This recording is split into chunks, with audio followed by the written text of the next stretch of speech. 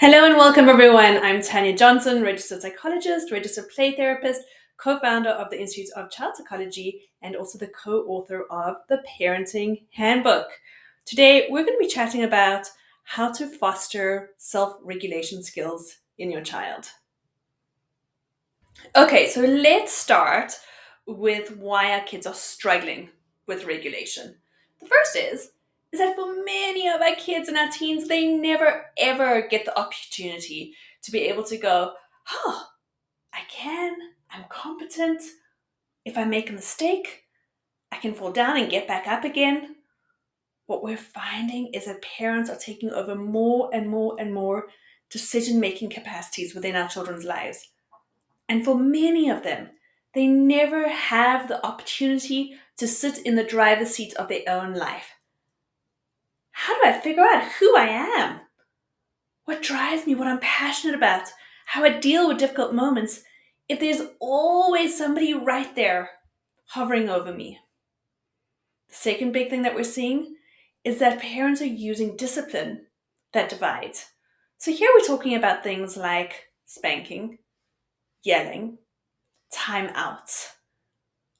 When our children are struggling with their biggest feelings, those feelings that are completely overwhelming, what do? Let's take timeouts as an example. We say to them, mommy can't handle those feelings.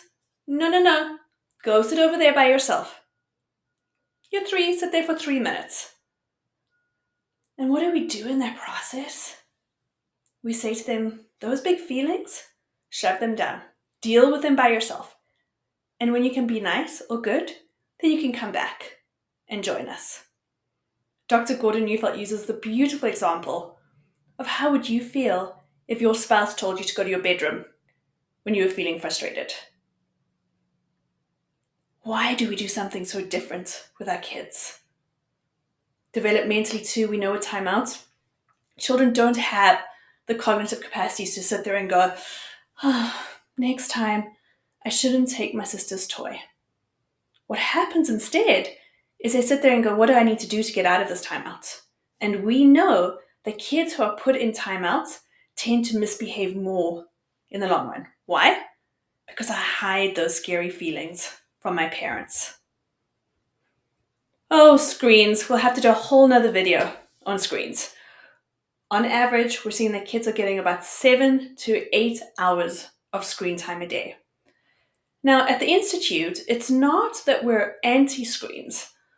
It's what screen time replaces. We're all about screen balance. We're all about slow tech, so introducing tech slowly to kids. We're not about no tech. But generally, what really worries us is that when kids are on screens constantly, that their wellness pie goes out the window. They're not playing. They're not moving their bodies. They're not developing a passion. They're not figuring out how to sit in uncomfortable conversations. They're not figuring out how to make repairs because it's all done via text. We need our kids to be thrown into messy, uncomfortable moments where they're not constantly being rescued by a screen. We need them to get their dopamine through sledding, not through killing another opponent on a screen. They need to work for their dopamine. They need to work for those pleasurable, joyful moments that go, there are no shortcuts. This is what it feels like to be human. This is how we develop emotion regulation.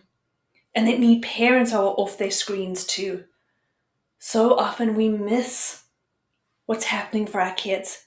They come to us and go, Mom, and because I have that screen or that phone in front of my face, I've missed all of the communication that happens before we even begin to talk. And so often we're still distracted when our kids talk to us. How do we develop? How do we nurture emotional resiliency? How do we foster regulation? It's a process that's built over time.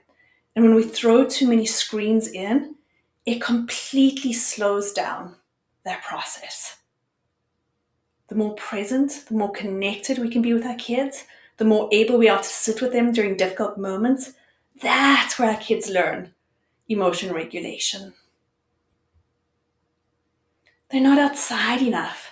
So depending on where you look at the research, We know that our kids are actually spending less, far less, than an hour a day outside. Some of the stats from North America are now saying our elementary school kids, it's actually ranging in terms of free play outside to be about 4 to 7 minutes. Our kids need to be outside to move their bodies, to explore, to develop competency. It helps them to sleep better. It sets those circadian rhythms. It gives them a beautiful boost of vitamin D, which helps to battle depression. We also know that adults are more likely to interact positively with kids outside than they are inside. Again, as kids play outside, all sorts of beautiful skills are developed. Our children are so busy. So they wake up, they go to school, then they go to daycare, then they go to hockey, then they do their homework, and then they fall into bed. And then we wonder why we have a big explosion at bedtime. Where do our children ever have time to just be kids? To build a fort, to be bored. That's a skill within itself, to be bored. Our kids need less, not more. So often those meltdowns that we see, either at the start of the day or the end of the day, have more to do with my body is so stressed. I feel as if I'm in a constant cortisol rush because it never stops. And often as parents, it's far easier to say, my kid needs to learn how to control their feelings and to go, our world is too busy. There's too much going on for this child. And so our kids need more downtime. They need time to be bored, to be creative, for what we call the default mode network to kick in. So this is basically a network of neural connections that kick in when our kids are bored, when they daydream. The default mode network is highly tied to creativity and to empathy and to processing sensory memories. Our kids are not moving enough. They're not playing enough. Kids need to move their bodies to regulate, to build competency, to help create beautiful, strong brains. Play too, all types of play. It's deeply connected to emotional regulation, to psychological well-being, to developing competency. We have entire workshops on this at the Institute of Child Psychology. So, fostering emotion regulation skills. One of the best places to teach emotion regulation skills is when our children are actually struggling. These are opportune moments where our kids learn the most about themselves and others. When our children's brains develop, they develop from the bottom up. When information flows, it also flows from the bottom up. So when our kids are struggling, we want to work with their brains and not against their brains. So right at the nape of the neck here, we have our body brain or our brainstem. It helps to regulate processes like perspiring, salivating, all of the sort of more automatic processes. It helps to regulate the body in general. When our children are stressed, when their environment is chaotic, we see their brainstem really reacting. So in order to calm our children's brainstem when they're stressed, we need to make sure that their environment is simple, that it's predictable. If they're having a meltdown, we want to get them into a quiet space, a smaller space, if possible. We also know that their brainstem does beautifully with lots of rhythmic movement. So for some kiddos, they might find it helpful to jump on a trampoline or to jump rope or to play basketball or go for a walk. Some kids may just want to be quiet, but get them into that quieter space. So they've just had a big response to their world, that information's traveled up that spinal cord to the brainstem. So we want to try and quieten down that brainstem, make their environment predictable, make it smaller. If possible, remove them with you, don't leave them alone.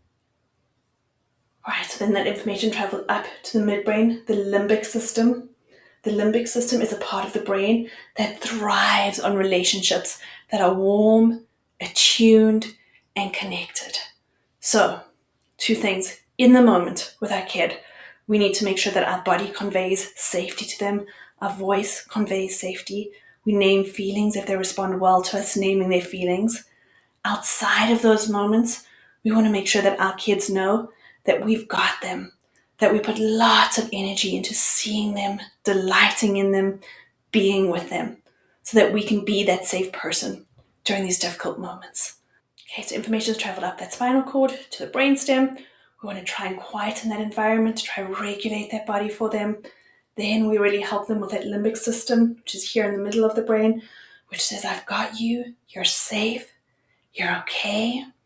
And then the next part of the brain that is activated is our cortical brain, the prefrontal cortex. So when our children are stressed, we want to make sure that we calm this lower part of the brain, the brainstem and the limbic system. So safety, consistency, predictability, along with warmth, attunement, lots of space to listen to what's going on. Once it's relaxed, once it starts to feel safer, then we can move on to the cortical brain, the prefrontal cortex. This is where executive function skills live. Our ability to problem solve, to be able to empathize, to make good decisions, to understand how our feelings impact others. So with our kids, when they're ready, we can say, that was a really hard moment. You got really frustrated when your sister took your toys. What do you think we could do next time? Problem solving with them. This is collaborative problem solving, beautiful work done by Dr. Ross Green. And the more we do this outside of the moment, the less problems we'll have in the moment.